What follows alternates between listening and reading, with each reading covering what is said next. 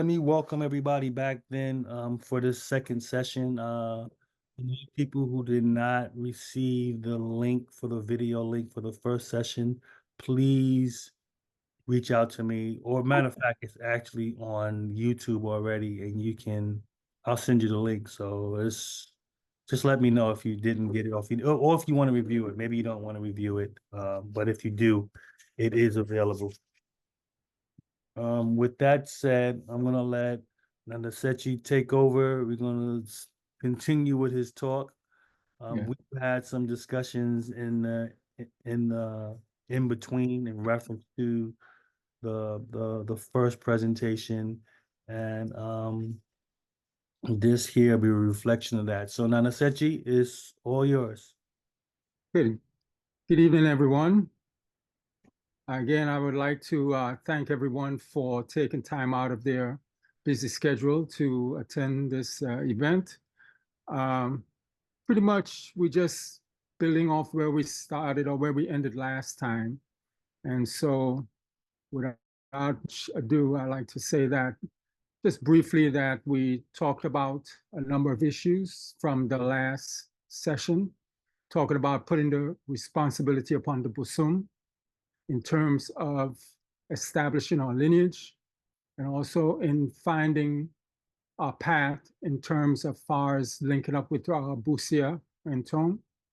And also we were focusing mostly on the inheritance of the shrine. And in this session, I have a couple of questions I would like to put forth to everyone to get some feedback, because I think it's important that in order to know how to present the information, that I know from what foundation you all are coming from and what may be necessary in helping you. So the first questions that I like to ask is that for those who are a Komfo, what is the purpose of their Busum? Is it basically for personal reason or to help establish some type of lineage or legacy and passing it on? So that's a question that I'm putting forward to all of the Okomfo to get some feedback on them, that we have gone and we have acquired these spirits that guides us and help us and also to help our community. But what was your motivation besides just possessing the Busum and training for it? Was it mainly to help your personal destiny, your personal path with your own things that you may encounter? Or you foresaw that this is something that I have within my family and it is something that I can pass on? So that's the first question I like to ask. So anyone can take opportunity to answer this question. I'm trying to speak. This is not a Kofi for you. Can you hear me? Yes. All right. Greetings, brother. How you doing? Fine. Okay. So in answer to that question, for myself, the reading was done that indicated that I had a karmic obligation to do this. It wasn't necessary to become a Komfo, but to serve the shrine in some capacity, because in a past lifetime, I was born into the shrine, and with all the powers, all the latent powers that were there as a Komfo, but I passed it up. Like I just said, no, I don't want to do it. I want to go out here and make money instead. And so I didn't fulfill that destiny that was supposed for me at that time.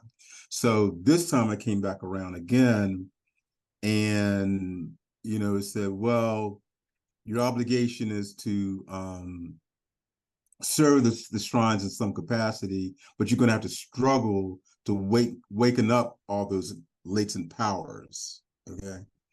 So nothing was spoken on in terms of passing on a lineage. It's just simply saying that was my karmic sort of obligation, or, path that I should follow this particular lifetime. So it didn't speak to passing it on to those that came after me. Okay. Thank you very much for that answer, Nana. Appreciate that very much. There's a second question I'd like to follow up on that, but also I think, Nana, I'm always asking the question, how many on the line are Kung so that way I can know if the question is appropriate. Okay, so in my case, I'm Busumfo. Right. Greetings. This is Jasmine. Greetings. Yes. I was just thinking about the question you asked, Nanasachi. For me, I became an Akamfo for personal reasons, as well as my ancestors. I'm sure they called me because when I first witnessed a comb in 1990, when Nana Parabia was here at Melvin Dill's studio, that had a dramatic effect on me. And then I had a trance experience, and I had these two oval eyes, red, green, and yellow, floating in the room, and the spirit began to talk to me, and it took me over to Africa on a white bird. And a number of other things happened. So later on, I found out the symbol is the Dinkrahini symbols, and those are, some of the colors of Ghana. So I say my ancestors called me, and my own personal situation, because I never necessarily wanted to be in the comfort, but I did love when the spirits landed on the priest. I like working with them. Okay. Thank you for that answer, Nana. Mm-hmm. And again, so I can assume that there may not be a lot of Akomfo online to answer this question. But basically, to follow up on this is that when you all got this shrine, were you personally aware of how the shrine was created or made? Because a lot of time that determines whether it's for personal reason or something that you can pass on. Mm-hmm. Are you familiar in terms of how your shrine, without getting into any personal details of how it's made or created, but as far as when it was given to you, was it given to you in charge of saying this is yours for your while you are here, or is this something that after you've moved on, the family takes care of? So that can also determine how the shrine was made. So are you all familiar with that in any sense? Good evening, everyone. Good evening. Majo. My name is Nyamiche Amadonko. Welcome, Nana. Thank you. I'm an Okonfo, spiritualist, whatever it may be, titles. And my journey was given to me as a young girl. I was about 12, 13 years old when I was possessing when I was young. And my mother, the late Nana Aba Inson Oshunyomi Afalabi Sapon, decided to have me train as an Okonfo. During that time, unfortunately, my mom passed away, I believe 2 years after. I graduated in 1994, May 29th, 1994. So, and I was still young. So when it comes to how my shrine was made during that time, I don't remember because I was still young. And a lot has gone through, without me going into details in my life, a lot of things has happened. However, through my own research and just being around when I can, I noticed that there are a lot of restrictions when it comes to female okonfos and making of certain shrines, especially the latte shrines. And I'm an okunfo na surgery, so lobby. And when it comes to, again, quote unquote, making of the shrine, a female that is still cycling is not supposed to do it. And um, they, like, I was told that, you know, every year the pot has to be refreshing. Um, they change the herbs and everything like that. Now, being from a Ghanaian background, my father's Ghanaian and my stepfather is Ghanaian, and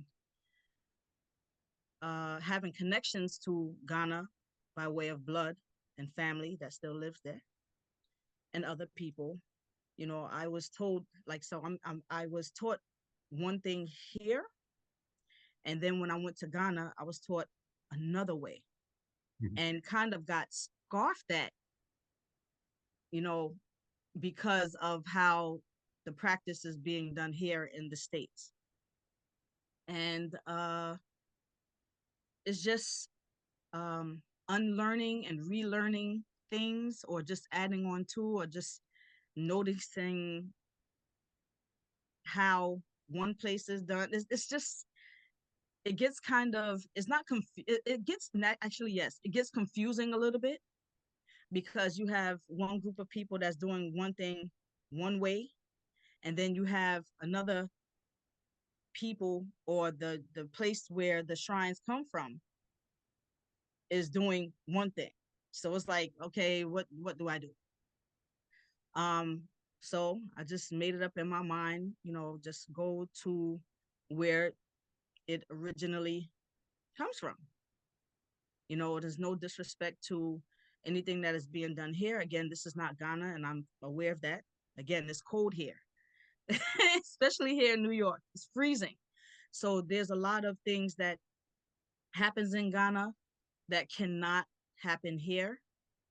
But when it comes to the shrine making or just redoing of it, that I'm no longer going to do. So as far as making a shrine, um, originally, I'm going to say no, you know, and I'm sure a lot of people can, you know, contest to that, as far as not knowing how their shrine is made, because of the same reason of still being a female and still getting the menses, and the men have to do the work.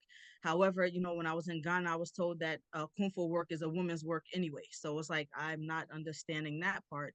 And when I went to Ghana, I'm showed everything, making shrines, everything. So it's like I'm scratching my head, you know, off of a lot of uh, information that I've accumulated throughout my home life. So, yeah. So as far as making a shrine, I'm sure a lot of people don't know. It's being gate kept. Okay. Again, like anyone needs to add to that, or? Well, I'm glad you went that direction in mentioning your experience in Latte and comparing it, because as you see, number 6 is, I'm very curious about understanding what are the protocols of the Latte shrines and the system of inheritance, because if that is already established, then you already have that foundation. And what I'm doing really may or may not serve any purpose other than to say a different way of viewing it, because I believe that all systems in their own way are complete and have all the protocols and things that are necessary. And those questions of lineage, how it's passed on, who inherits the shrine, et cetera, is already embedded in your system. So if anyone can, or you, Nana, can take the time to explain basically what is the structure, what is the family structure within the Latte, because I understand they're Guan, if I'm correct, that they have different protocol, but within it, it has to have a complete system in terms of how these things are passed on, because Latte and Kubiasi, they exist. The Henas, and if I'm, correct me if I'm mispronouncing or saying it wrong, but the shrine basically have all of this there. And that if you train within that framework, then that would necessarily be passed on to you. So therefore, your questions are basically guaranteed or answered in that sense, and your lineage and your ancestry, because I believe that if you are drawn to a particular town, a particular area, a particular family, through your destiny, there must be some connection to you as we go through some of the Abusia and the Ntong family, that somehow you are connected because the shrine comes from that type of family structure. And therefore, if you have a similar or that shrine, you too have to be a part of that established system or protocol. So if anyone can explain to me how the latte protocols of how they view of you becoming a Komfo, passing it on, who's the senior, who's the junior, who is a family member that inherits you, or is this something that happens that it is chosen when you're alive, or as in the system I do, they only choose the male Komfo or Bosomfo when you pass on, and then they go through a whole different type of elaborate system and how that goes about or how that's guaranteed in terms of legacy and the system of inheritance. So if anyone wants to take the time or Yunana to explain that to me, it will definitely give me some information from which I can stem from.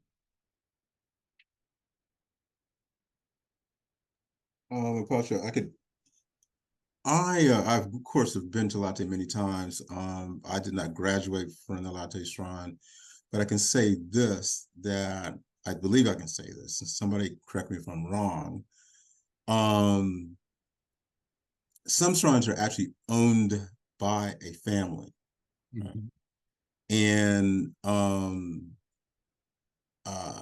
it may be that someone from that family, when the priest dies, that someone from that family is selected to then sit on the stool for that particular abasun, but it always stays in the family. It always stays in the abusua. However, in the case of, so in other words, when it comes to ownership, the asafo of the family pretty much is the owner of the shrine, but it may be, and it's generally someone else within the family who's actually the akomfo for the shrine. Mhm. But it's all within that same family, okay? Well, Buswa. However, when it comes, so then the question of inheritance is answered by, okay, someone passes, then the family sort of consults the shrine and, chooses someone, who's appropriate from their bloodline, from that Buswa, to then sit on the stool, okay? As long as it's kept within the family and of course approved by the Abasun. But in the case of Mortia, and I have Mortia, it's not owned by the family. It's Mortis basically will may move to another family after that priest passes away. I recently observed this because one of my senior teachers in Ghana passed away, and I asked the question, well, who's going to take over her shrine? And she had only Mortia, right? And they said, well, that shrine doesn't belong to a family. That shrine or that Mortia will decide who it wants to possess on in the future. So it's different when it comes to Mortia.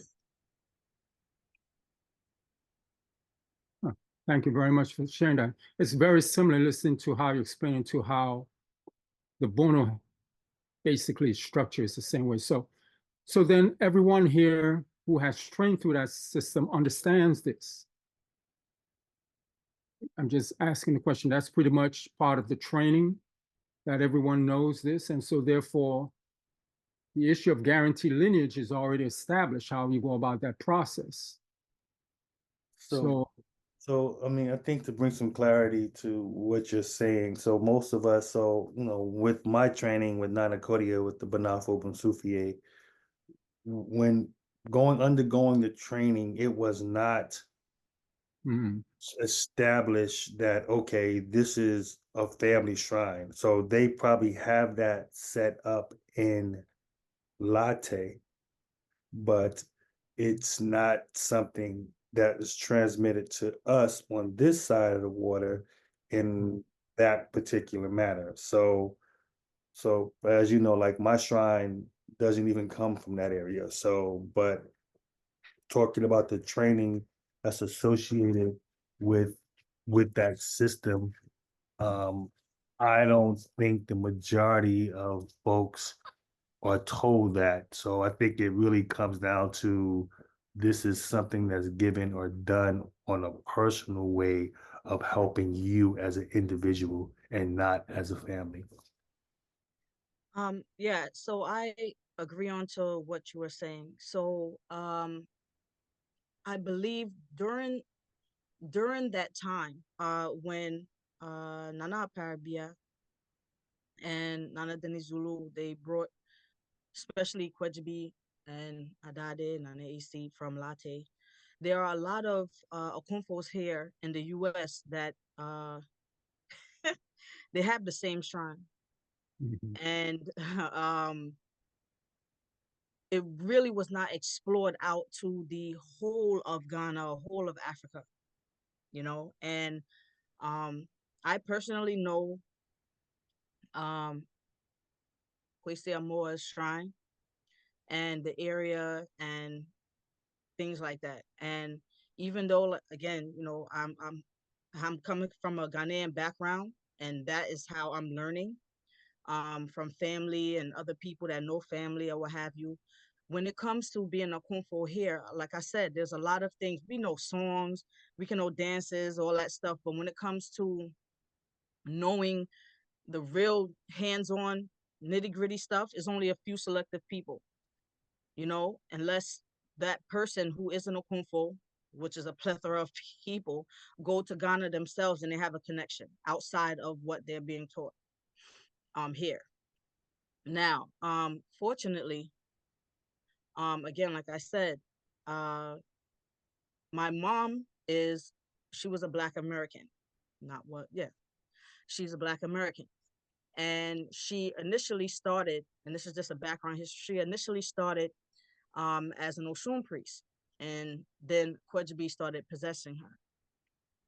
And that's how this particular Ghanaian spirit came into my family.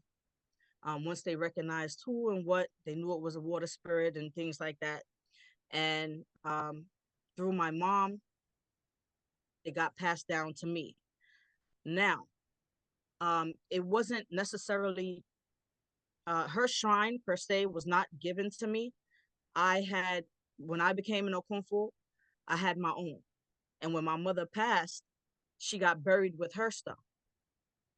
Except for the Orisha shrines, those are the ones that got passed down to me. So, um, and when my experience, when I actually went to Ghana and did my own, and that's when I found out like a whole bit, like my world just opened up to a whole big thing.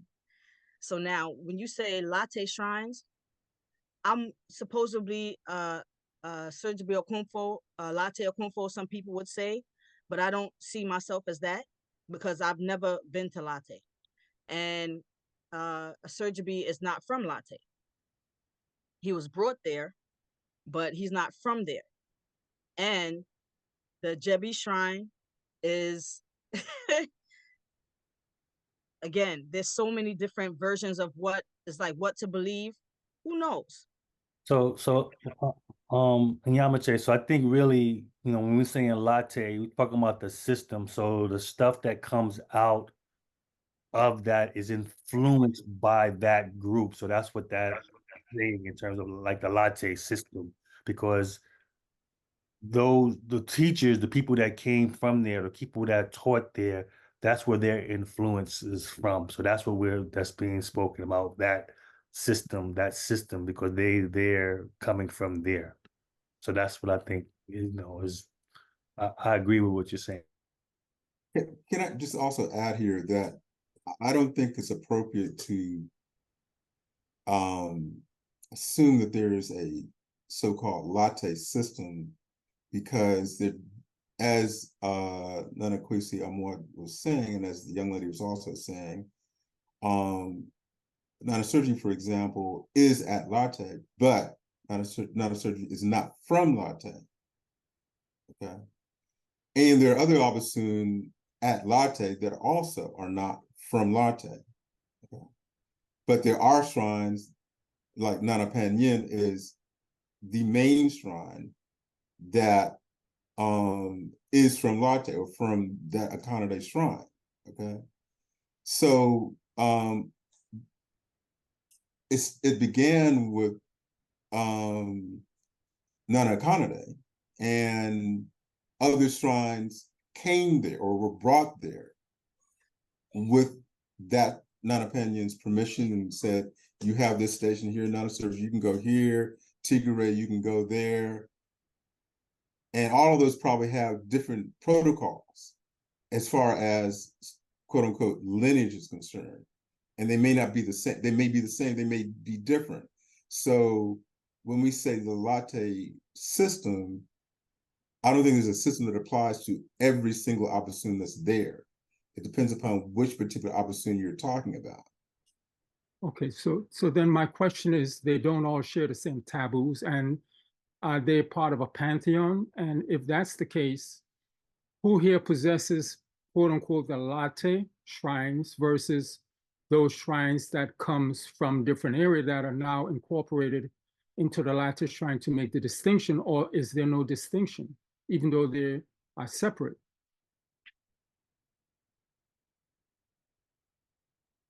So, Paucho, again, I think that, all right, so, and I can only speak of myself because I don't know what's going on in anybody else's world. And anyway, so I think that I get mounted on by a couple of shrines. Majority of the shrines that I get mounted on are that mounts on me is Ga shrines, and my family background is Ga and Fanti. And the history that I'm learning is, as far as the shrines are or spirit is concerned, I know that they are unlimited, and I know that if you have some form of connection, they're gonna, they're gonna put their hand on your shoulder and they're gonna work with you if they so choose. Um, so as far as the latte system, I believe that it's just a group of people that's living in that area that have shrines that are, again, migrated from other areas, except for Nana Penny, you know, and the other shrines that have, that are originated there. However, again, these shrines, if you ask me, they're unlimited. They're not going to just stay in one area. They're spirits, and they will travel. And depending on that area of the people and what is needed for that people, I believe that different systems is going to be created by man to befit those people of whatever town or whatever area, to make sure that human beings, us that are living, spiritual beings having a human experience, are living our best life, or living a good life, a moral life. So when it comes to different systems or the latte system, that works for those group of people. When it comes to the the guys, or the people that are in Jamestown or in Subri or wherever it may be, I think that the shrines and the human beings in those particular areas are practicing the way that befits the people. So again, like I said, just like us here in the US, we can't do exactly the same thing like how they do in Ghana, because it's a different lifestyle. We have some shrines that, belong outside. And here in the US, what am I going to put a shrine outside in the snow, and I need to do work with it? And when I tried to do that, there's blood, what I'm saying, on the snow, and it's different. It becomes like, it just has to be revamped. So when it comes to latte system, when it comes to whatever system going on, it doesn't matter. I think that depending on the people and where they are currently at, befitting whatever area and the family or whomever it may be, I think that's where the systems get changed, befitting. And the shrines, I mean, if you explain to them, they know. So I think as far as the latte system versus, or not versus, but the latte system compared to whatever systems that are out there, those people are practicing the way that befits them in that area. I don't know if that is answering something, or I don't know. Okay, so then that basically creates, are you saying also that the shrine basically, or the teaching is basically taught according to your needs or your environment, which makes it distinguished, or you as the priest, the komfo, makes that distinction based on your environment? Absolutely. You know why? Because so if someone has the same shrine, right? And as me, and there's there's a plethora of people that do, a whole bunch. The way I am, the way that next person is, it doesn't, that shrine is not going to deal with that person the way that they deal with me, because we are two different entities. I'm Ama. That person might be a queer or Kojo or whatever it may be. So the shrines are going, what I've noticed in my life journey dealing with spirit is that they deal with the individual with according to what that individual needs or the family needs.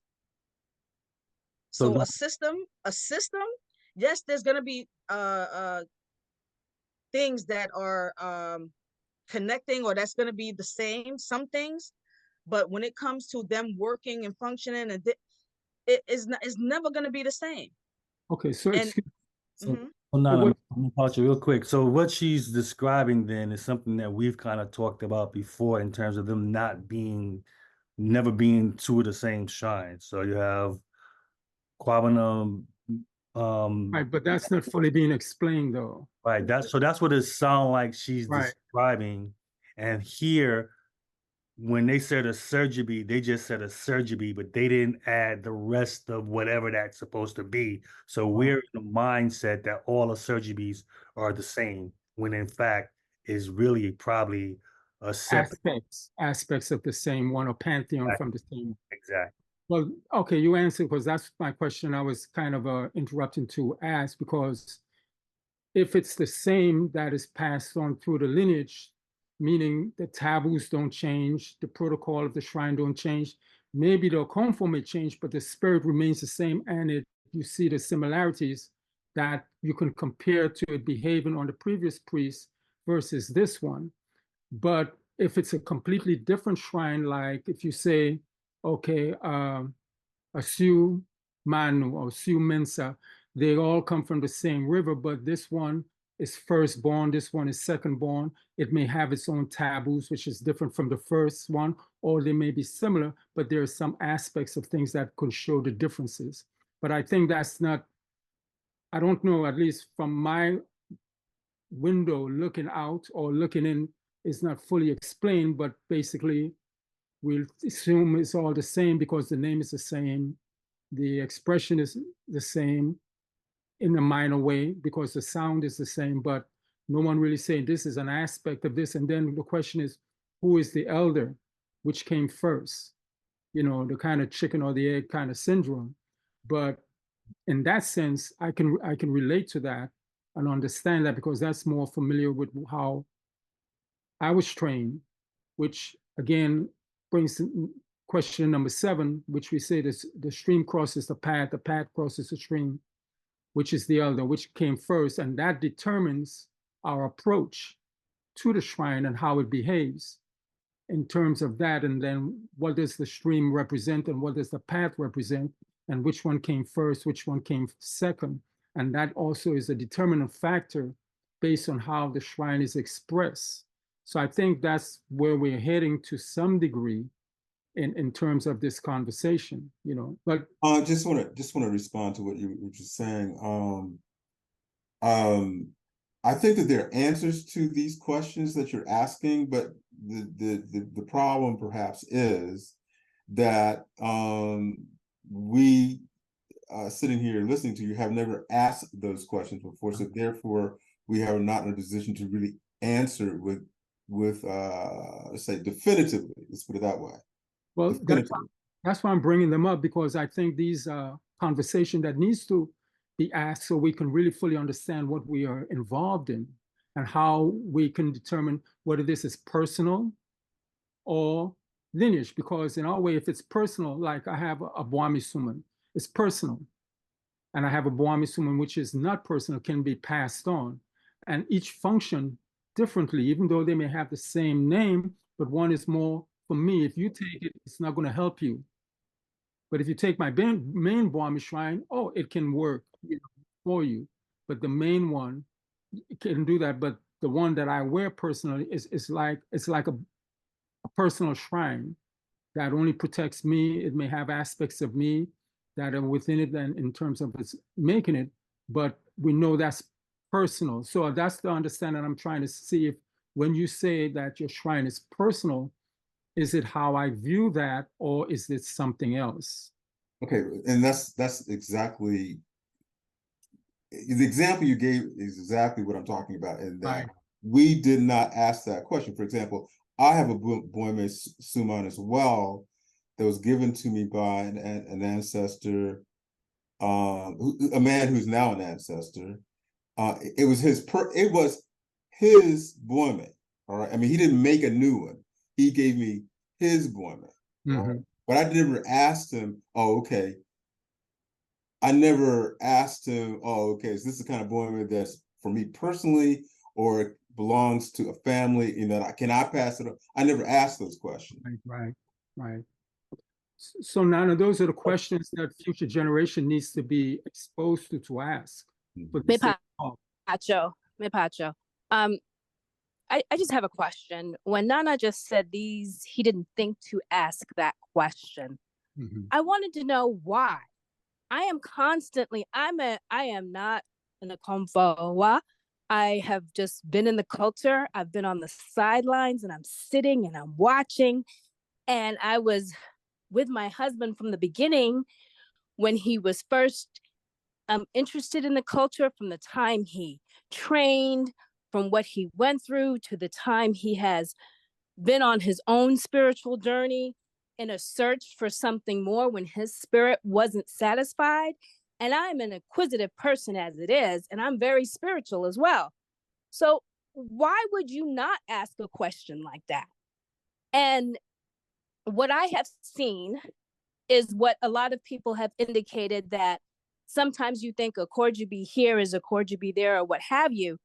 But I feel a lot of people, and this is just my humble opinion, an outsider looking in, that some people find what they have been given is enough. And when you find what you've given is enough and you don't search to grow, that's where you become stagnant. And that's where your spirituality ends up being stuck. And from my opinion, you cannot attract people who want to learn because you're not willing to learn yourself. Thank you. A lot of times when in the process of receiving a shrine, there's so much that is to be assimilated and taught in terms of understanding its taboos, what it does and how to make it work. What does it eat? What does it require? The care for the shrine, the songs, and so forth and so on. You're so focused on that. We just, it just never occurred to us to ask the pertinent question that you're asking. Now, it's not to say it's not an important question, but we're so focused on perfecting what we're told at that time that we don't go outside of it and say, oh, and by the way, is this a personal shrine or is it part of a lineage? And also it depends upon where you are in terms of your development, especially if you are young coming into the shrine culture. It's supposed to be about a whole lot of questions anyway. You just focus on what your teacher's telling you, and there's a whole, part of the culture is, as a student, you're listening, listen. And in time, you will come to these other understandings. I'll give you an example. Let's say you get a shrine and they say, okay, now this shrine requires this certain black powder, this moto, right? Now, it would make sense, and I've done this myself, then you ask, well, how do you make the moto?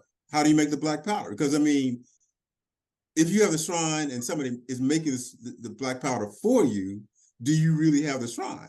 Because you're going to obviously go back to that person to get the black powder all the time. I mean, do you really have, or because if you don't know how to make the black powder, you don't really have the shrine, okay? So you may ask, well, how do you make the black powder? They may tell you, just hold on a second, you know, because it may be a couple of years in the future before they actually show you how to make the black powder, okay? I've experienced it because I've asked a number of times, you know, someone's giving me something and I say like, well, I want to learn the whole, in fact, I want to sit here and watch you make it. And I may say, I don't want it unless you're going to show me how to make it. Okay. I've done that. I generally take the attitude, like, if you're not going to show me how to make it, I don't want it, you know. But I do remember one time, you know, ask, and they let me show me how to make it, but they would not allow me to see how to make the black powder. But, you know, in time, I will get that information. So to answer your question, everything may not be revealed to you at the beginning. And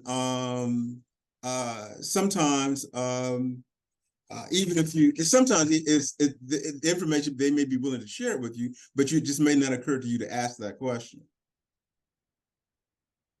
I see your point, Nana. And I think both points can be valid in some way. And again, a lot has to do with the system that is in place for teaching. And we will see there's always going to be variety and differences. Because I know when I was training, anything that was made was shown to me. In fact, I had to get the ingredients. Even if it's moto, no one made moto and gave it to me. I knew the ingredients, I gave it to them, and I watched them make it. So I knew prior to it what was involved. Same thing with making the shrine. I knew all what was in composed because I had to go get it. They didn't do it for me. That was my responsibility, just like getting sacrificed. They didn't go get the ram or the chicken for me. I had to go to the market and get it. Getting the medicine to bathe, I had to get it. So very rarely did anyone do anything for me in training. In that way, that was part of my training in terms of learning, because they said, as you mentioned, if you don't know how to do it and it's broken, then you have to take it to the mechanic or take it to this person to fix for you because you don't know. So they said that's part of my training. Know everything, know what's involved. In fact, some people around me may not see or have the privilege to see what is involved, but I definitely did because. So I just think that's, you know, I think you're hammering the point in terms of how you was trained and the system of training there versus the system of training in different places. So I equate us American Okonfos as we know how to drive the car, but we don't know how to repair it. The Ghanaians are the mechanics, and they want to keep us as the mechanics. That we have to have spiritual independence because they'll keep you dependent on it.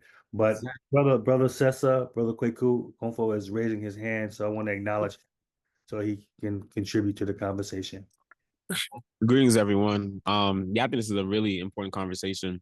I think one of the things I would like to add, kind of no matter what system you go to, whether it's Larte, whether it's Asante, whether it's Bono, whether it's Gan, whatever it may be, I think it's important for us to consider the manner in which we're going to receive our training, initial training, or continued study. One of the things that I would say our organization, family, Shrine House is very intentional about is ensuring that everything we do is on a family to family basis. So even like myself, I go to Ghana all the time. And even in that process, there is an intentional effort to ensure that they understand that I exist within a larger family context. And so when they're engaging with me, they're engaging knowing that they are accountable to, in this case, my parents, because they're both priests.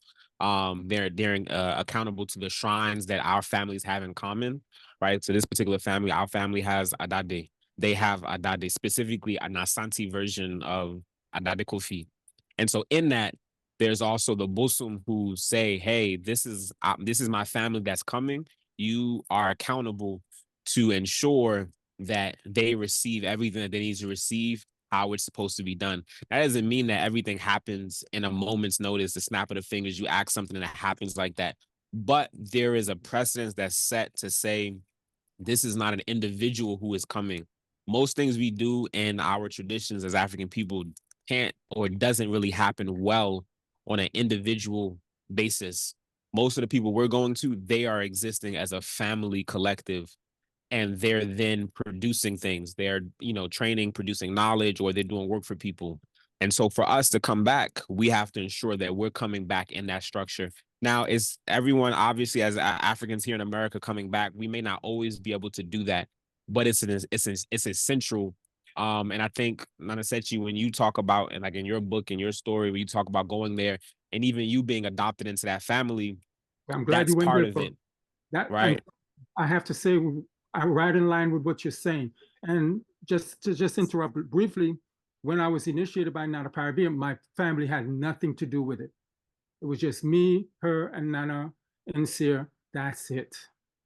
So my family was completely oblivious. When I went to Techiman, there's no way I would have been initiated if I didn't have a family or adopted to one, since they weren't there. So that's It's absolutely the same for Yeah. us and our organization here in DC. So our shrine house is we're our Santi. And so in that, like we don't do anything without our family. So just the same way it's our family who sends us into training, it's our family who takes us back.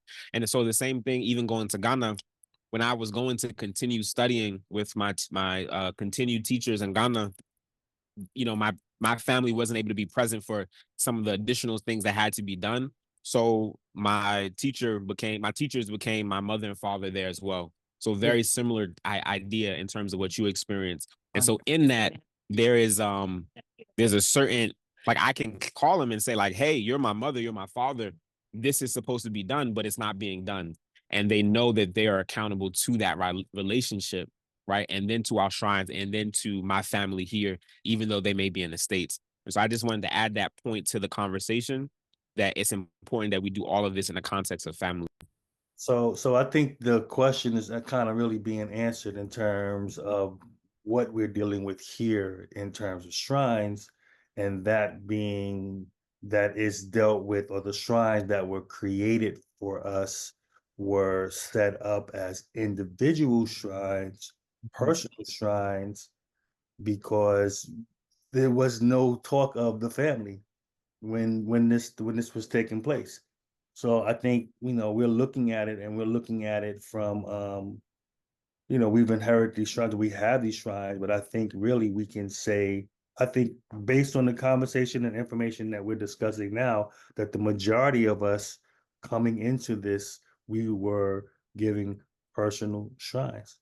So now we can look at it that that's how it was in its infancy. Now that we're mature, we can expand and really put it properly in place, because anything that's starting at the beginning has to evolve and grow. And now that our understanding of this is growing, and the maturity we have in it, we no longer have to look at it like that. Agreed. Yeah. Agreed. Because one thing that that I love about the book, Nana Sakyi, your book, and what you say is that the family has to be involved. Yes. Now, I have, okunfuas, right? People that are embarking on their spiritual journey, and they chose me, for whatever reason, because I just think I'm a simpleton, but it don't matter.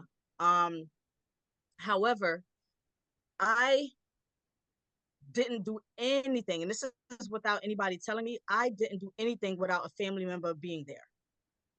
And this is what Spirit has told me. And there's a lot of things, I had the pleasure of being, just being around, and watching, and, just being around, that I learned and I picked up on, just other okunfos and things like that, or different systems. Again, like I said, that I had the experience of. And one thing with Spirit they are all family based, right? And if you get a spirit and that spirit don't tell you, you should bring somebody of your blood or somebody of your kin, or that's somebody that's going to vouch for you around. If you ask me, I don't want it. That's questionable for me. That's me, and I'm not downing anybody else that experiences or that has experience. But for again, spirit has said to me, make sure that family is around because they're for family. If not, who else is it for? So yes, family, these shrines, every shrine that you get, whether they're it doesn't matter. Whether they there to work for people, not work for people, work for the person, it doesn't matter. The family is going to be affected by that spirit, that spiritual divinity being in or being around the family. So yes, all of them are for family. So thank you, Nana. Go ahead, Nana. Culture. All right. So we have a question. Training to a specific spirit that belongs to a family. How can it be passed on to American Confu? That's the first part of the question. And the second part of the question says, does training to a shrine like a suo, does that make you a part of that family structure? Well, I can give it a try, and for those who wants to add to it, um, well, the question is, we are born here, but we have to go back and understand where we came from. And we know that out of Africa, all people of African descent came from there and may have migrated, may have been transported throughout the world. But, it goes back what we talked about on day one about doing our DNA. You can be very specific with that and say, this is where I come from. So even though you are here, you can take a DNA test and find this is where it points to. So either way, it will trace us and take us back to that. And then on the other hand, we have these spirits that come to us. They too can lead us back to that same town, the same family. And we may not take it as seriously as if you do DNA because of the science behind it. But in a spiritual sense, it's just as serious and valid, I believe, on that. Because as I mentioned earlier, when you work with a shrine and it is helping people, it has helped yourself, it has proven its legitimacy. And if you believe that, why can't it guide you to your family lineage? So I think in that sense, even though we are here in the diaspora, whether in America or whatever, and we're possessing these shrines from Ghana, whether it's from Nigeria, Ghana, Togo, Benin, wherever, it doesn't matter. There has to be some connection, excuse me, because the question is, why does the shrine come upon me and not that one? And why is it leading me back to that particular town? So a lot of it is upon us, or it's incumbent upon us to basically follow that lead because they're leading us. That's what they're doing. They're coming to help us navigate our environment and to bring order to our world and to bring harmony. So in that sense, it does do that. I believe what the second question you asked, that was asked, Nana, the second question. Hello? Okay, I was on mute. I'm sorry. The Yeah, the second part of the question was, so does training to a shrine like a suo, does that make you a part of that family structure? Well, I think I answered that briefly in the first question because you have to ask, like, for example, there are shrines, for example, even while training, there were people that were coming to give me things. And I went to my teacher and asked, or my father, same thing, should I collect this or not? Because what was important that no matter what I got had to be in harmony with my shrine.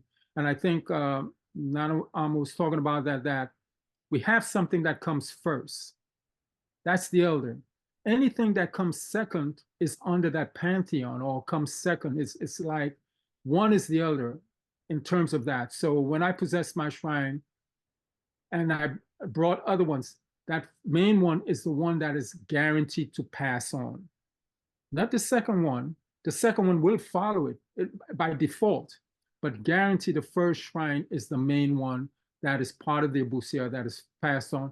And this second one is his messenger or his assistant or his chami is attached to it by default. So in essence, the first will be, but far as inheritance will not be the second one, would be the main one that came to you first. So that is something we have to establish. Which one came to me first? And which one represents the abusi or the lineage of the family, and then what have I collected to bring to support that. So a lot of times, if your shrine cannot catch a witch or do perform certain things, you can go get another shrine to bring it in that will work as a supporter or messenger or helper of that, and they both come together as one and work. But the main one is what you pass on, and by the default, the abrafo or the one that keeps law and order accompanies it by default. So I think that is something that we need to really consider in terms of how we're using the shrine.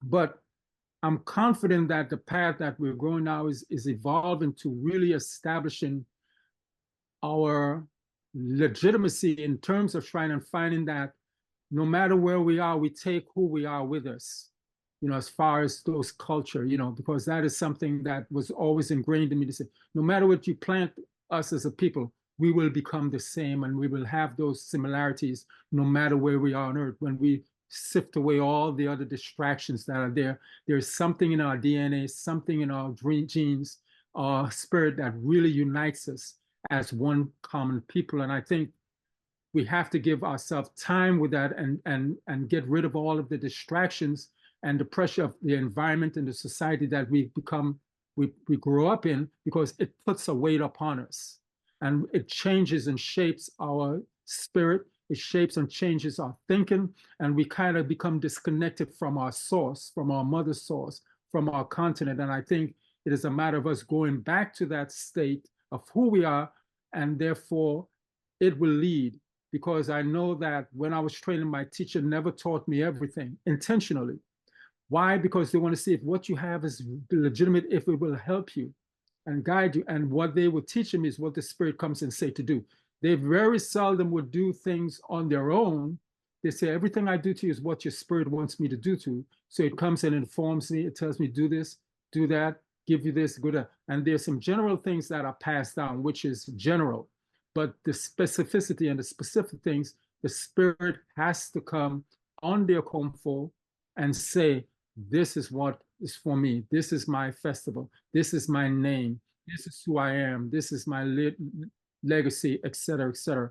And that to me has always been, that was part of the training process. So it's very rarely that they were doing things without consent of the Spirit or the bosom that I was dealing with, and that is what gives us some individuality in some regards. So, Agreed. Brother Sessa, pardon me, excuse me 1 second. For the in the Ashanti stuff, do you know? And I don't know. Are the shrines placed in yawas or the brass pans, or are they also placed in the pots, like what we've come to know coming out of latte? Or the shrines in that condition, or is it different? I don't know. How are they presented? So my understanding for Asante actually is not dissimilar from Nanasechi. So we have so Asante also, they do have Tano Bosum, like pure Right. Tano shrines. But then we also have the Atano Bosum, who are just river spirits that exist in different, bodies of water, but they may not be pure Tano. So for us, if you're practicing like real true Asante Akom, then your river spirit will be placed in a yawa, so the brass pan. There's different ways to make that. You have you can team it, like where you put items together, and then you can or you can have the busum bring you a golden nugget, right? And then when the busum can catch it, and they'll use that as the core and just herbs around it. Besides that, then you have your esumai. So those are typically those would be considered like the children of your Atano Bosum, the children of your senior Esu Bosum.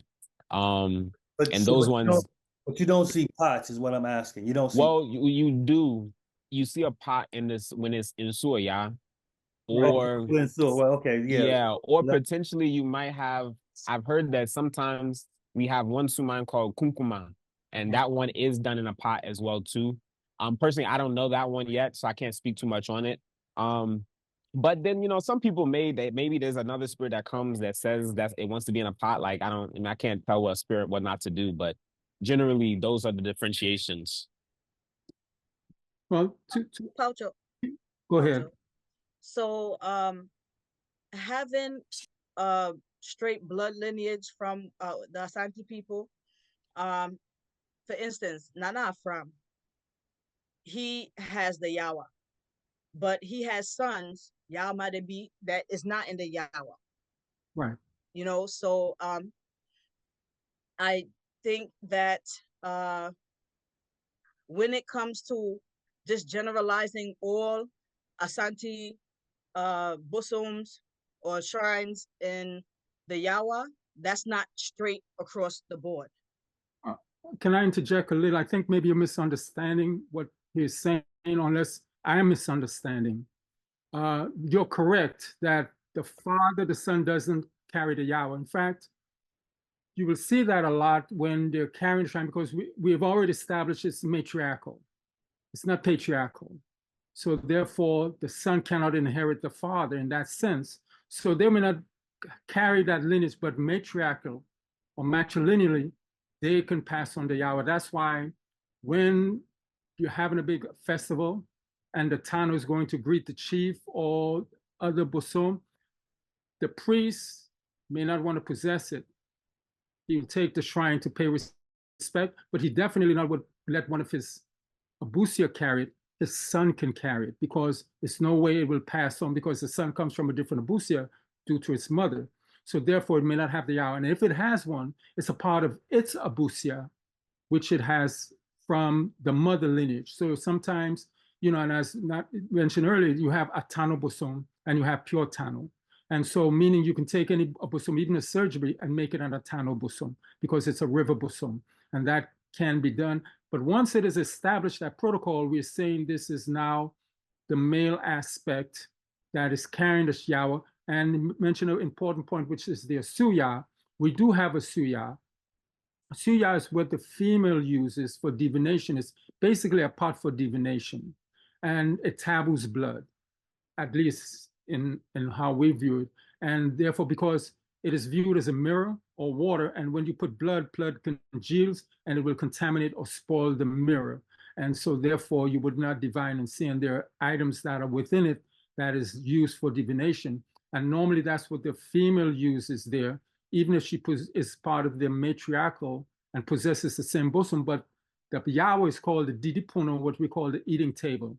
It is where we feed the bosom, where the blood is put on, not in the Yawa. So the Asuya basically serves that function.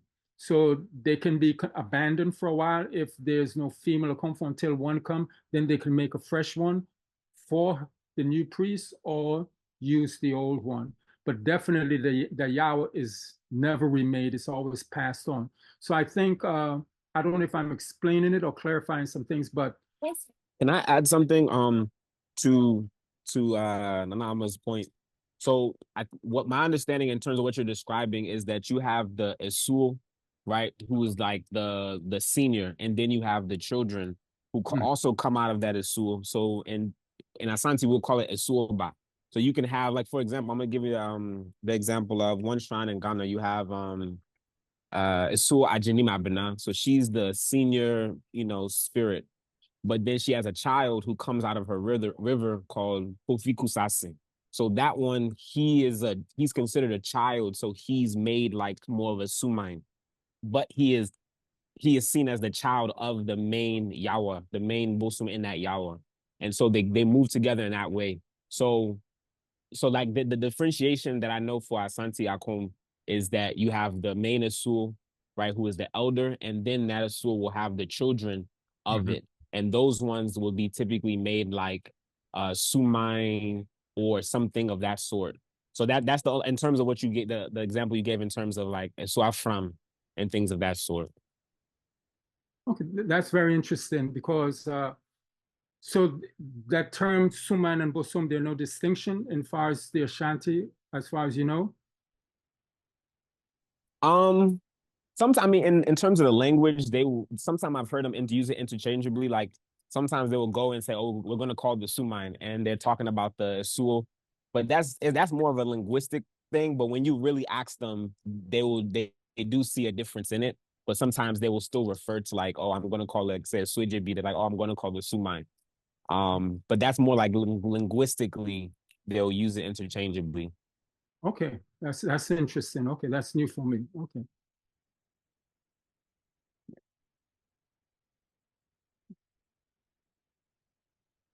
You know, but I think we are hitting the nail on the head in terms of establishing protocols, you know, and I'm very happy about it in terms of how it's going. Of course, language is always going to be unique in terms of how we view things, and to me, that differentiation we can live with. I don't think that's really a great issue because whether you call it this or not, but it's the function and the establishment of it, you know, is what's more important.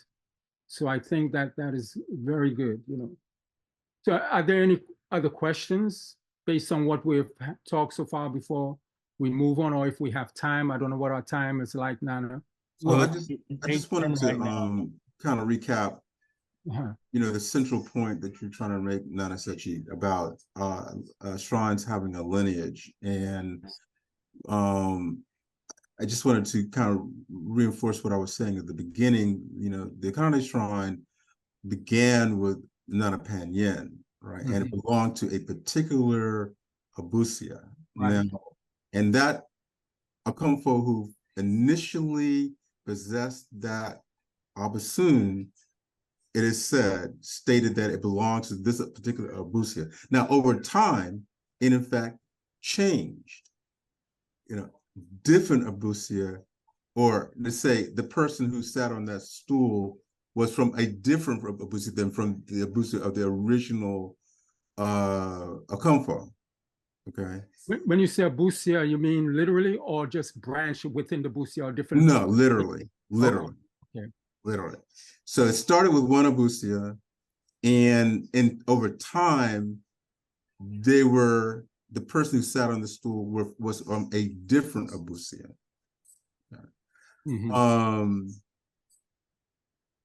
So, but in all instances, well, yeah, that's all I wanted to say. You know, and also I just wanted to make this other point. There was a point when someone from America was sitting on the stool for Nana Panyen, but she understood she was like a regent. You know, it was just temporary. She knew when she took that assignment that she was not going to be there permanently. But it was just a sort of like she served as a regent until someone came along that they felt was appropriate from one of the say that was linked to a particular Abusia that they would approve of, that sat there, that is there now. Let's put it that way. Okay, that makes sense.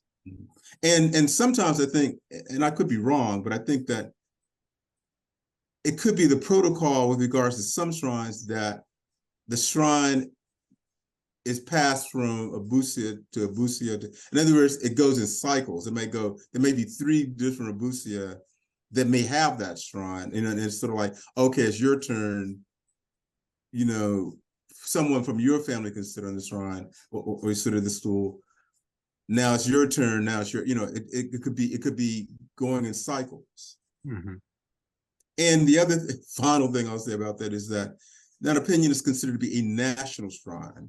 So, meaning what I mean by that is that people who are outside of the Abusia, those Abusia can have some aspect of Nana Panyen because she's considered to be able to serve the entire nation. Okay, so they're not limiting it to that particular, in terms of it being able to you know, only be able to belong to a Komfo who is limited to those particular original Abusia. Thank you for sharing that, Nana. Thank you. Appreciate it very much. Yeah. So So the majority of this conversation is kind of centered around with the Akonfo. So what I would like to do is ask anybody who isn't an Akonfo, but it's part of the culture or has something that they might want to ask Nana Sechi. So I'm sure you found the conversation interesting, but I'm sure there might be some things that on your mind that's not necessarily being covered. Okay, Yatia, you're raised. Hi. This is about what was previously mentioned about Bosom traveling in the family, passing down to Abusia.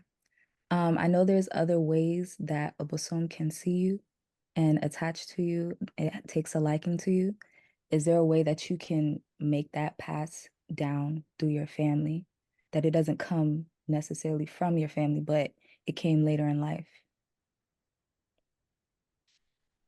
I assume the question is to me. Yeah.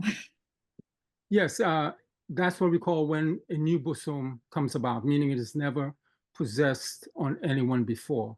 I mean, we're looking at things downstream historically of that has been passed on, but it has a point of origin and basically 2 points.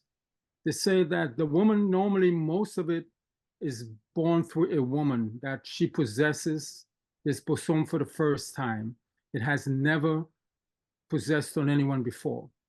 And then she gives birth to the bosom, was meaning giving birth that she's the Kung Fu, she will be born the lineage by which the bosom will come through by giving birth to a son, giving birth to another daughter, and that meaning it will begin to become part of the family. That's one path. The other path is that a male, for example, that has never possessed, or this bosom has never possessed, and he possessed on a male. Now, he's not given birth in that strict sense, but because he's a part of a busia, they will attach the bosom to that busia and said, okay, now this male is part of this family. This bosom was never possessed before, and therefore he has the same bloodline of that. And so they will make the arrangement agreement with the bosom that will become to the part of that bloodline. And I've heard stories of that where they found a bosom sitting on a church step because this was its ancient home. Christians came and built a church or over this site of the bosom, and it is sitting there. And then someone saw it and he took it with him and said, come and join my family, and gave it, attached it to a komfo, and it was passed on to the family where his nephew inherited him.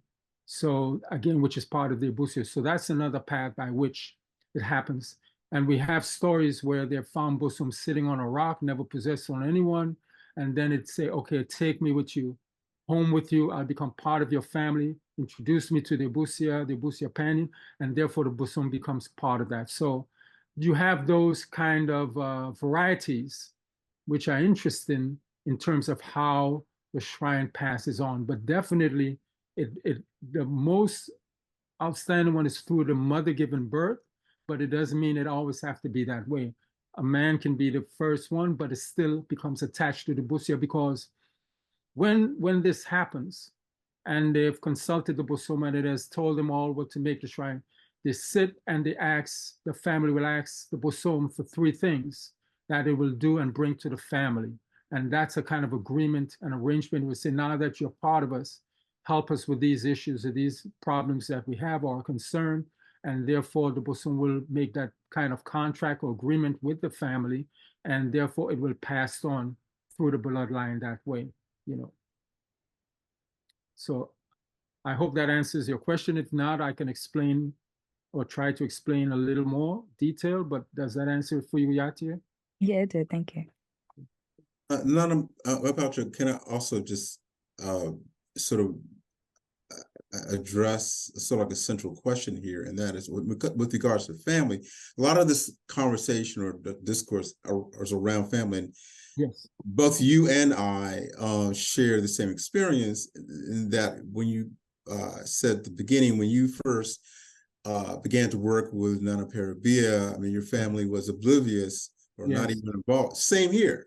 Okay? Right. Yeah. Yeah. And perhaps that kind of explains generally what goes on in America, in that in our culture here is very different from what it is generally in Africa or Ghana, in that for the most part, people in our family are not even of Akom. You know, they're the vast majority of them are of an entirely different religion.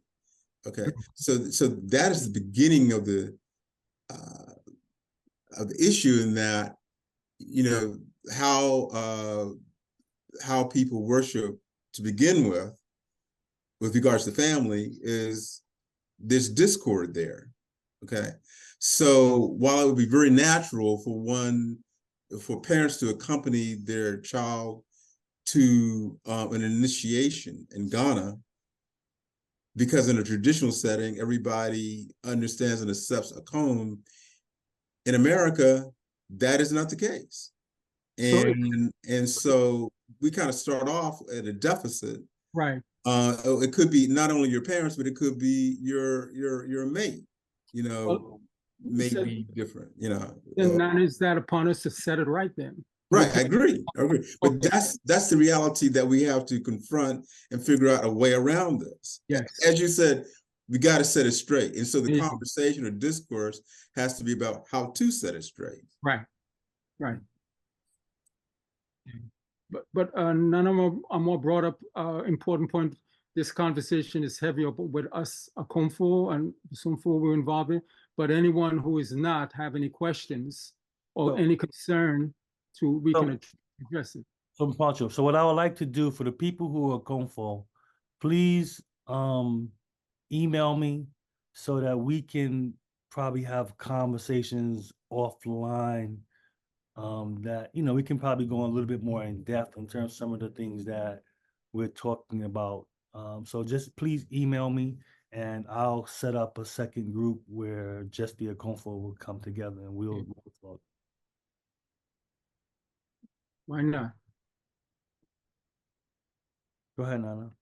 Yeah, but pretty much, I think that's it. To get more of the, don't want to like the term layperson, but those who are also involved in the Akom community or the cultural community, but not necessarily Akom, because we can't have everybody being Akomfo. So we have to have parts of the community. But do they have any concerns or issues in terms of where they fit in all of this, or are they pretty much content in terms of that?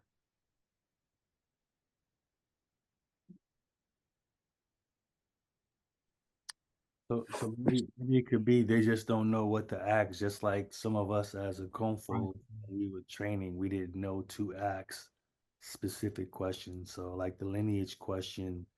Well, then let me ask the question, what brought them or got them involved in Akom? Anyone, what led or brought them to that community in terms of connecting to Akom or practitioners of Akom? Anyone want to answer that question? Well, this is Mama Kizambale. I'm sorry, I didn't raise my hand. Mi Paucho. I have been exposed to Akom for many, many years, but it became very significant to me in 2020 when my mother passed and during the pandemic. And so I've been curious to understand the process, the pantheon, the structure of Akom. And so I did want to know what would be the role of someone who was not a Akomfo in the community, and do the Abosun come to those individuals? Okay, I would say it's been my experience, and I don't know if anyone wants to chime in on that, that I found the community as much informed as the Akomfo to some degree of the world of Akom. In fact, that was the process. When I graduated, I had to go and thank the community because they supported my training. And I found that a lot of them had a lot of information themselves just by being around it. So, of course, that happens over a period of time. but I was given things while training by people who were not in a comb. Maybe they're related to the Okomfo somewhere in the family. So do this and do that. And what is interesting, the person taught me never said, no, don't do this. I'm teaching you, etc. They never really frowned upon it because they were all part of, and I should paraphrase it, they were all part of the family to a degree. They weren't strangers or outsiders. So let me make that clear.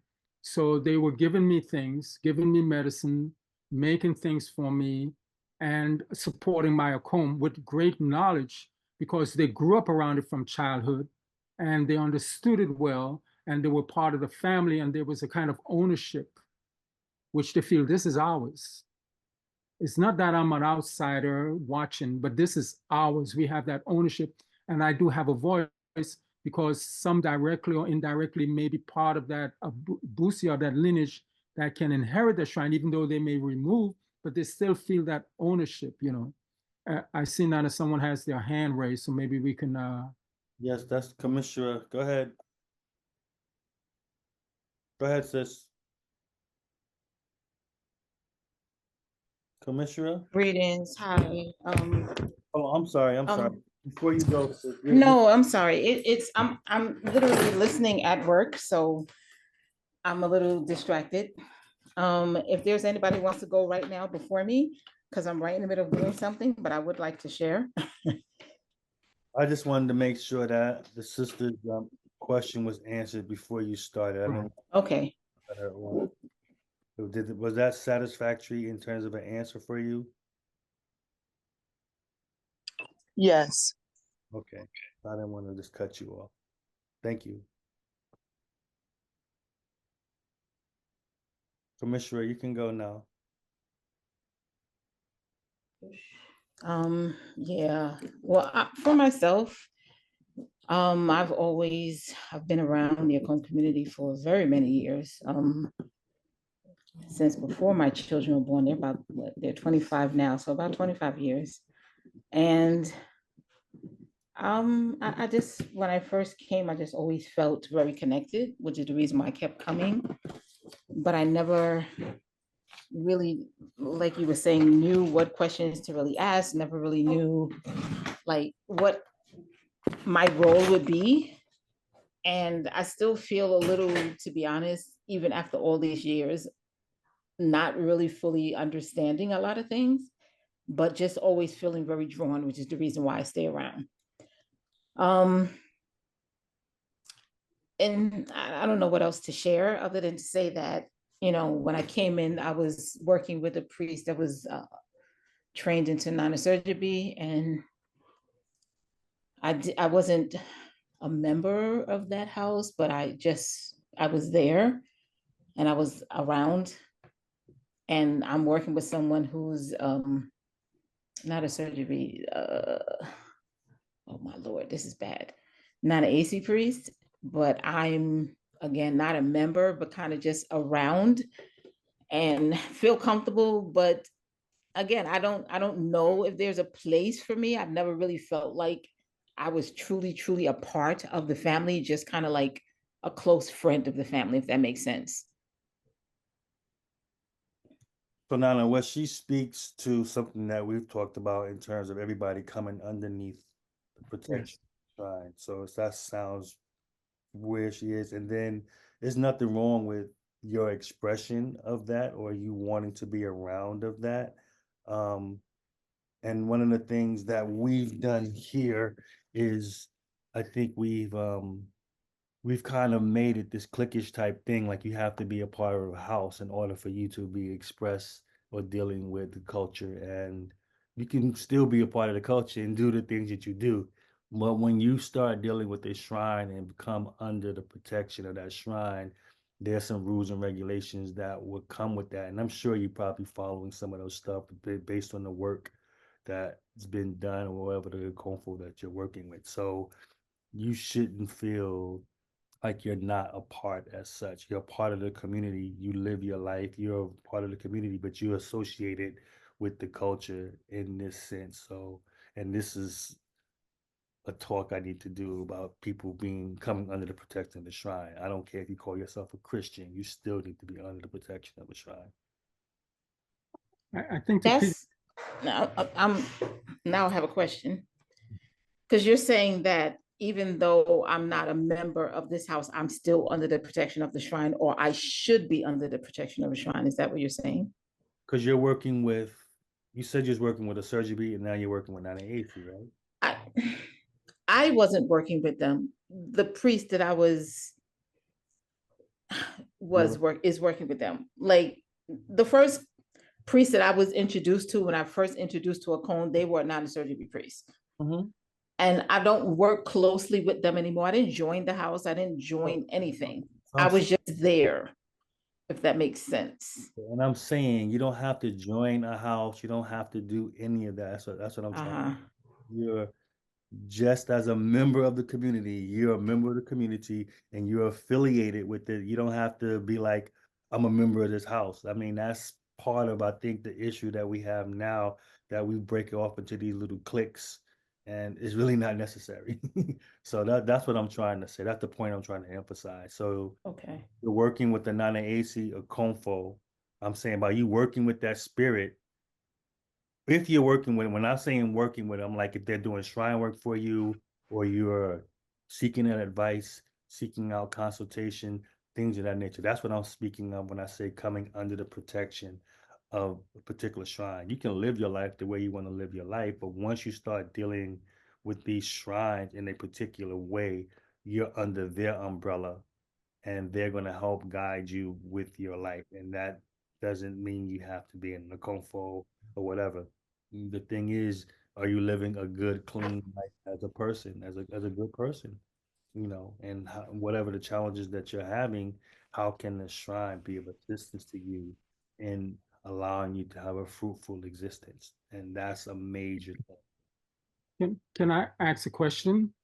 What a let's put the shrine and a coma aside and look at it in terms of culture, which is a bigger, I think, issue, and these are all aspects of it. What attracted you to this cultural expression? I mean, is there an attraction or curiosity there?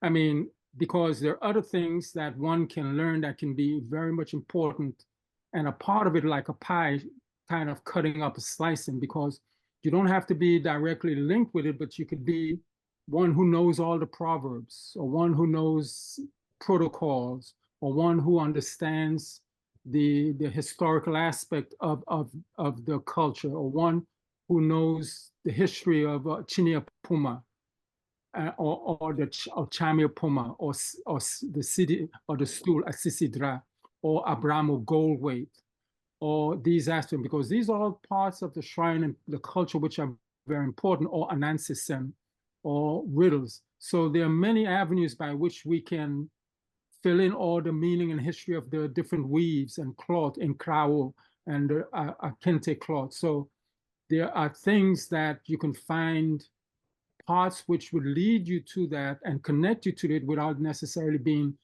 that close to the fire or to the heat of a comb, but yet they are still part of it. So my question is, what attracted you to it, and what role do you see yourself fulfilling in that?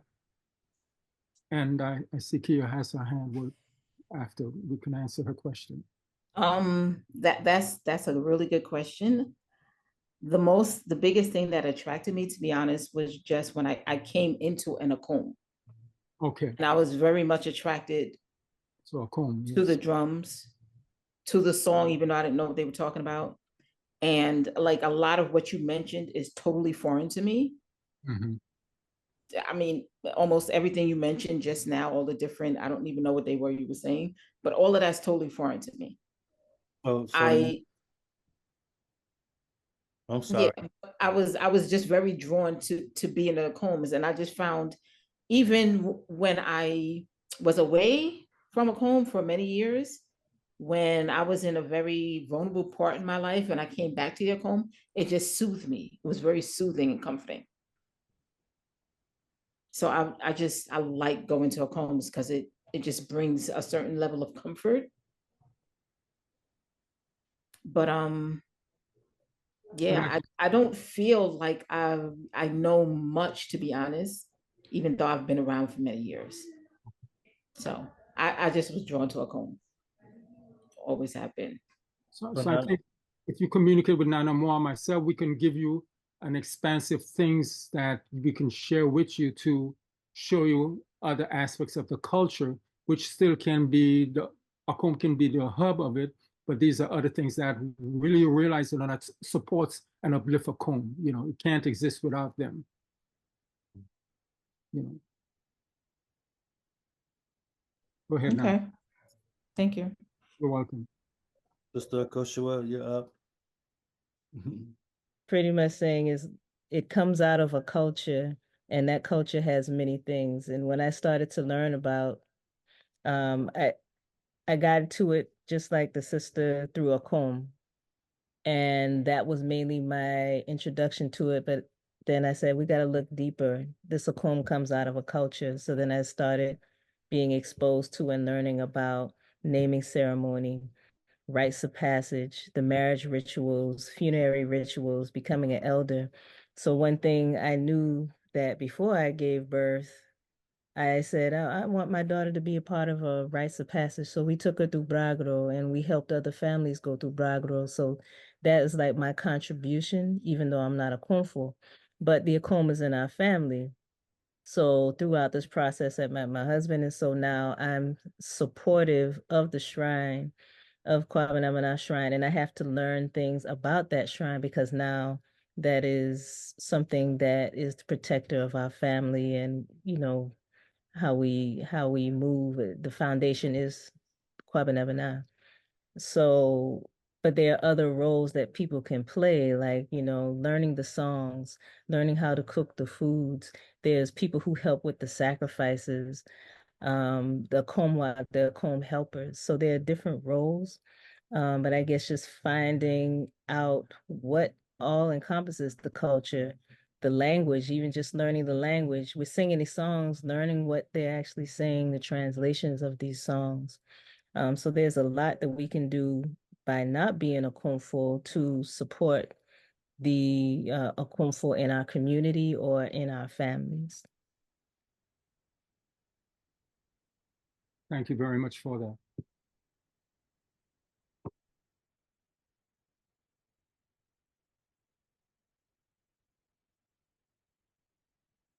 I'm sorry, now it's 8:39. Thank you. Hold on, Sister Ama, Ama, she just raised her hand. So go ahead, young lady. Thank you. So I think that for those people that are in Akom, especially through the American way, I think that we need to, those that know need to be more vocal into showing the people or explaining the different roles in which makes Akom, because that's something that is needed. And this is something that I definitely said during me and two other Akomfos. We did a group called Sumkwafo, Menuanu Sumkwafo, and it is a group where we came and we did things that we loved as far as the Akum songs, and we had the we broke it down phonetically, and we broke it down in the tree terms and explained what it was that was being said in the songs. So my sisters and I definitely tried to explain in the people that were taking our classes, not only Akumfo is the highlight. Akumfo is a part of Akum, but it does not, we don't make up Akum. There are many hands that make the pot. And I think that some people get, I guess confused thinking that Akumfo is the end all to be all. But my experiences and just knowing that it is not.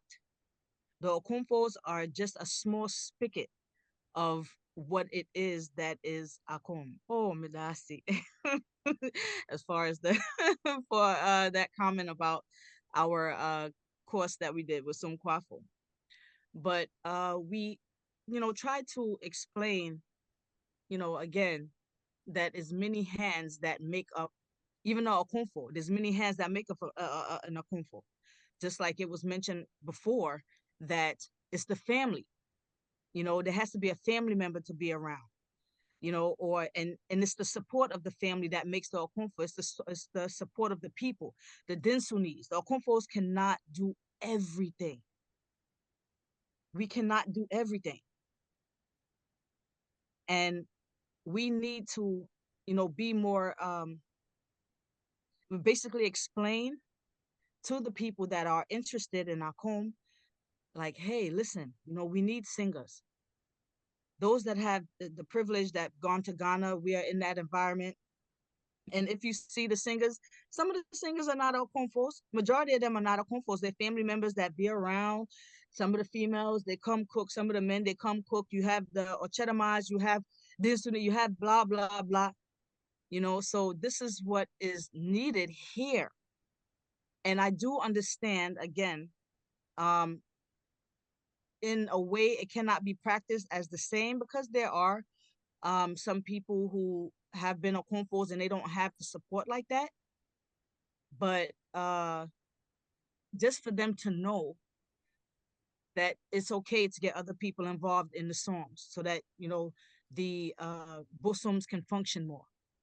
Or someone that is, again, knowing the history, someone that is studying the herbs, someone that is studying even the moon, the stars, and everything else that incorporates spirit. So I think that there should be maybe some classes, I'm not sure, maybe I'm just putting it out there, that should explain, okay, this is our comb. These are the different levels. These are the different, sections where everyone collectively can join in and to play a part.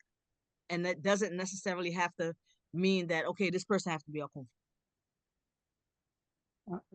Thank you for that. In fact, you brought to mind something I wanted to pose to Nana, that with these conversation, we can set limits or we can go on with it, but I feel we get into a point now where we've covered a lot of territory.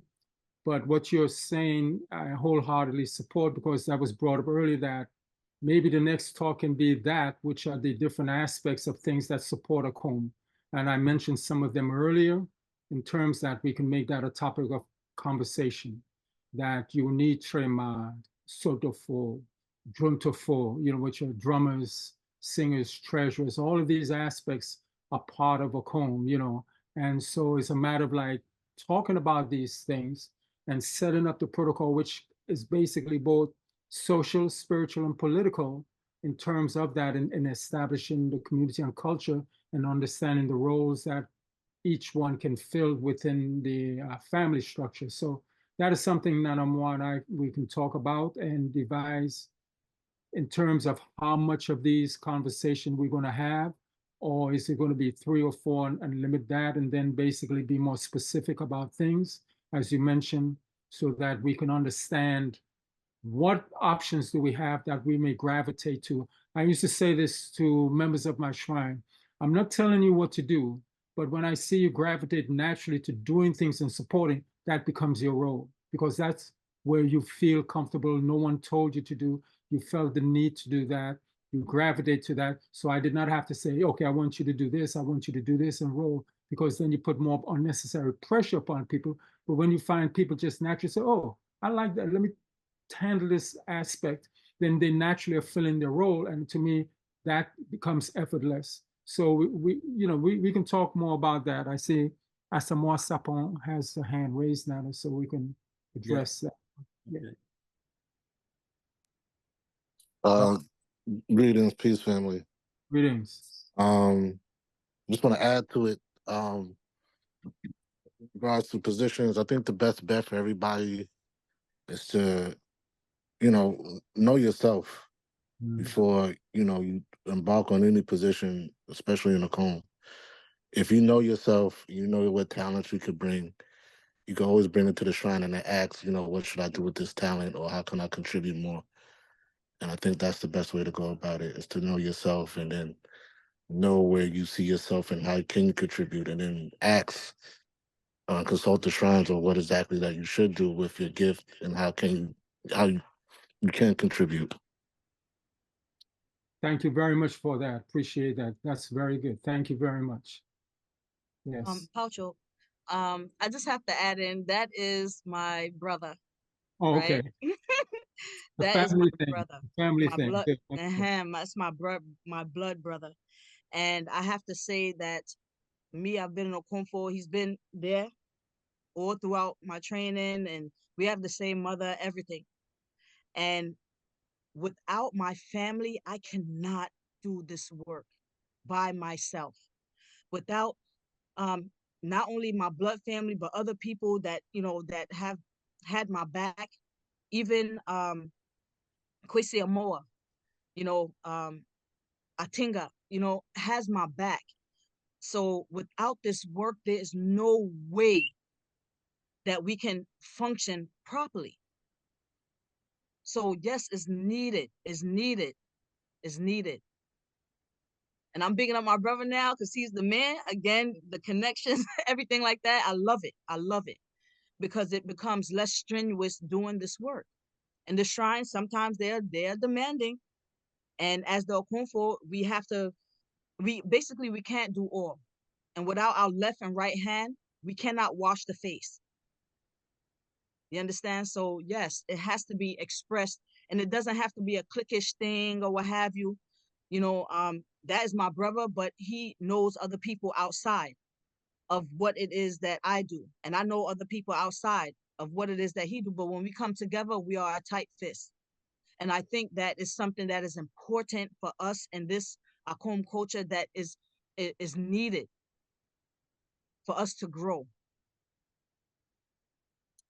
Thank you very much. I think we are. We're all growing. We are.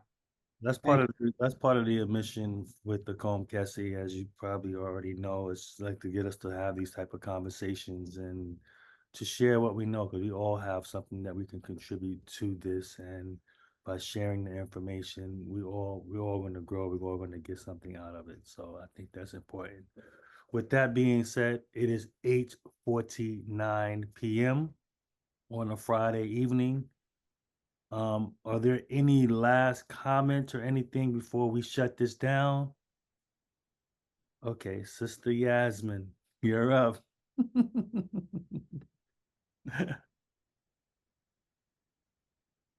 Go ahead. No? All right. Or maybe she's muted. Yes. Maybe she's muted. Okay, so let's look at all right, so Nana Sechi, when do you want to have the next, you want to do another 2 weeks out? Listen, I'm available for everyone. My thing is that we can begin now to really set some things in place. We have a nice conversation, which is pointing where to go. And I think we are beginning to find those points so we can begin to be more specific on addressing things. So you just let me know. Fridays, like, I'll make it available unless So do you want to do 2 I'll weeks? work around Friday. Yeah, 2 weeks is fine. Okay, all right. Okay then. All right, if there's nothing else, I would like to thank everybody for taking your time to come out and be a part of this. Also, please, please, please, I'm asking everybody, please go to Nana Sechi's website and make a small donation just so that we can say thank you to him for him taking all his time and sharing with us. Nana Koshwa, can you put the link in the chat? Kompa Dapa. Am I saying it right? Oh, it's already in there. She got it in there. She's intuitive. .org. Yeah. Well, she got shrine structure as one, but on the website, you'll see the website information and leave a donation to help support the work that he does. and we'll really appreciate it. So please, everybody, please go to the website, make a little small donation, whatever is possible, whatever you feel, give from your heart. That's how we work. Give from your heart. If you feel this is something that was beneficial to you, give from your heart. That's how the shrines work. You give from your heart, and nobody's asking for any particular amount. All right. With that being said, I'd like to again thank everybody for coming, and we will send out another link in 2 weeks. I'll send it out Friday, probably around 12, and then I'll send it out maybe 30 minutes before we're supposed to start, so people can start logging on. All right. I'd like to thank you very much, Nana, for spearheading this and making this possible, and also everyone who's here, because without the collective, this could not happen. We'll be just talking, to the air, but I truly appreciate everyone and the contribution, and that was my intent today, to get you all to participate more in this rather than me just talking, and I'm very happy with what I've learned a lot, and thank you all very much. Good night, everyone. Have a great weekend. Good night, everyone. Adiasa. Night. Good night. Thank you, Madasi. Thank you. This is wonderful. Thank you. Good night. Good night.